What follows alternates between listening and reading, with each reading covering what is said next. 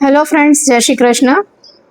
હું છું ડૉક્ટર રિદ્ધિ ખીમજીભાઈ નંદાસણા, એક ગવર્મેન્ટ ઓફિસર તરીકે ગવર્મેન્ટમાં સર્વિસીસ આપું છું.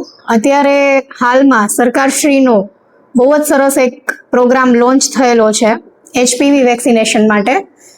પણ HPV વેક્સિન માટે ઘણી બધી ગેરમાન્યતાઓ, ઘણી બધી અફવાઓ, ઘણા લોકોનું જે છે નકારાત્મકતા અને નેગેટિવિટી જે ફેલાયેલી છે એ અફવાઓ વિશે થોડી ચોખવટ કરવા માંગુ છું આ વિડીયો દ્વારા. સૌથી પહેલાં તો HPV વેક્સિન વિશે કહેવા માંગુ છું. HPV વેક્સિનનું પૂરું નામ થાય છે human papilloma virus. Human papilloma virus જે છે એના ઘણા બધા પ્રકારો હોય છે. આપણી પાસે જે રસી ઉપલબ્ધ છે સરકારી સેન્ટરોમાં એ ક્વોડ્રીવેલન્ટ રસી છે, બરોબર. એટલે એની અંદર આપણે 4 પ્રકારના ગણી શકીએ. હવે બીજી વસ્તુ એ કહેવાની હતી કે સર્વાઇકલ કેન્સર.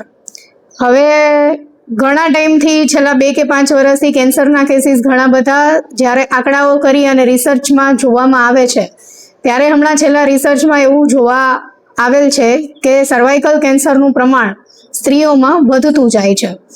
એટલે આ જે રસી છે એ પ્રાઇવેટ સેક્ટરમાં તો ઘણા લાંબા સમયથી આપવામાં આવે છે, બરોબર.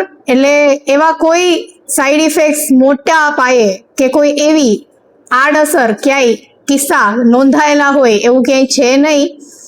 બાકી આ વેક્સિન ખરેખર બહુ જ સેફ છે, સલામત છે. એટલે સર્વાઇકલ કેન્સરના સામે રક્ષણ માટે HPVની આ રસી છે. અને સર્વાઇકલ કેન્સર થવા માટે જે મુખ્ય પરિબળ હોય છે એ પહેલું HPV વાયરસ હોય છે.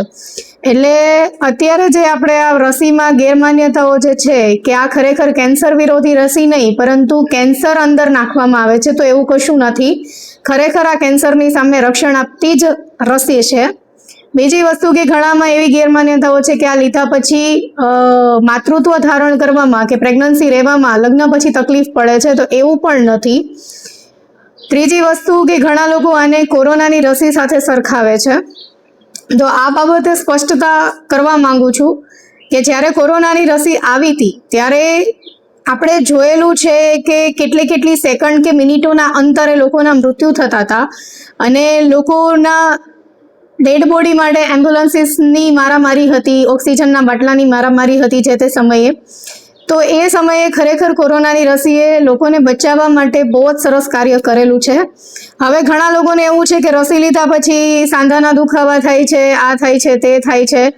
તો એ બાબતે જણાવવાનું કે ઘણા લોકોને પેરાસિટામોલ જેવી ટેબ્લેટની આડઅસર આવતી હોય છે, બરોબર. આપણે હેલ્મેટ પહેરીને ગાડી ચલાવીએ અને એક્સિડન્ટ થાય અને હેલ્મેટ પહેર્યા વગર ગાડી ચલાવીએ અને એક્સિડન્ટ થાય, તો હેલ્મેટ બંને કિસ્સામાં જે છે એ આપણો બચાવ કરવાનું કાર્ય કરે છે. એટલે રસીનું કામ પણ આપણો બચાવ કરવાનું જ હોય છે. એટલે કોઈ પણ જ્યારે રોગ ખતરનાક માત્રામાં હોય ત્યારે જો તમે રસી લીધેલી હોય તો એની સામે તમને બહુ સારા એક લેવલનું રક્ષણ મળતું હોય છે. એટલે મારે આ બાબતે એમ કહેવાનું થાય છે કે ખરેખર હ્યુમન પેપિલોમા વાયરસની વેક્સિન ખરેખર સેફ, સલામત છે, લેવા જેવી છે. મારે ખુદને પણ લેવી હતી પણ એ જ ક્રાઇટેરિયા બહાર છે.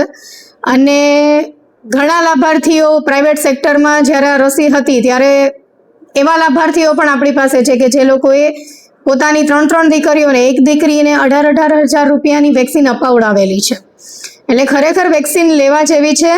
અને જે લોકોનામાં ભ્રામક વાતો છે સોશિયલ મીડિયાથી કે બીજા કોઈથી પણ કે કોરોનાની રસી લીધા પછી કોઈને શ્વાસની તકલીફ, કોઈને એટેકના કેસીસ આ બધું વધી ગયું છે, તો એ બાબતે સ્પષ્ટતા કરવા માંગુ છું કે કોઈ એવું રિસર્ચ કાગળ ઉપર હજી સુધી સાબિત થયેલું નથી, બરોબર. એમાં તમારે કોહર્ટ લેવું પડે, રેન્ડમ સેમ્પલિંગ કરવું પડે કે જેણે રસી લીધેલી છે, જેણે નથી લીધેલી, જેનામાં કેસીસ એટેકના કે શ્વાસના જોવા મળ્યા, જેનામાં નથી જોવા મળતા, બરોબર. એની જીવનશૈલી કેવી છે, એનું જંક ફૂડ ખાવાનું પ્રમાણ કેવું છે, એનું કસરતનું પ્રમાણ કેવું છે, એની સેડેન્ટરી લાઇફસ્ટાઇલ કેવી છે, આ બધા પરિબળો, સ્મોકિંગ કેવું છે અથવા ટોબેકો ચ્યુઇંગ કેવું છે, એના જે બધા અસર કરતા પરિબળો છે એ બધા પણ એમાં અભ્યાસ કરવા પડે. પછી કોઈ તારણ ઉપર નીકળી શકાય.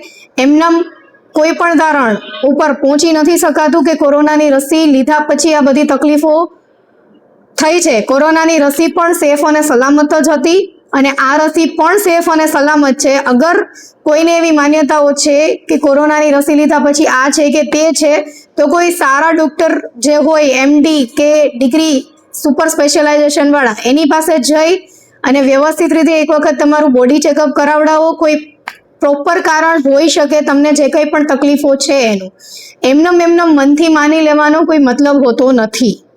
તો હું બધાને એ જ કહીશ કે તમે આ વેક્સિન ક્યારે લેવા માંગો છો. Thank you so much.